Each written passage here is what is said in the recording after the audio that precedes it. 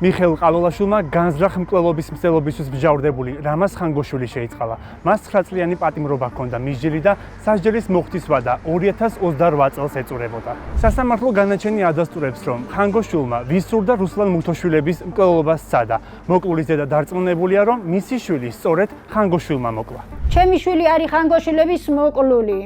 პოლიციის თვალწინ მოკლული ვისურ მუთოშვილი და დაჭრილი რუსლან მუთოშვილი პანკისის ხეობაში ჰესის აშენებას ეწინააღმდეგებოდნენ. რამაზ ხანგოშვილი და არბი ქავთარაშვილი კი ქართული ოცნების მხარდამჭერთა ბანაკში ჰესის მომხრეებს შორის იყვნენ. ხელისუფლება მათ წინას აარჩევნოთ და პოლიტიკური მიზნებისთვის აქტიურად იყენებდა.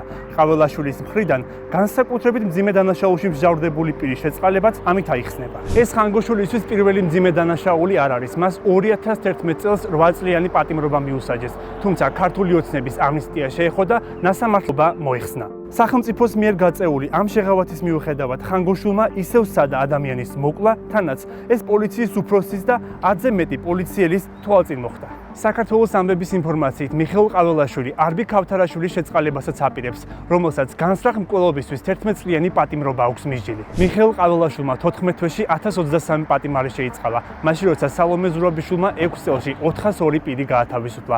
ადმინისტრაცია ასევე მალავს, რამდენი პირი იყო მათ შორის მკვლელი ან მოძალადე.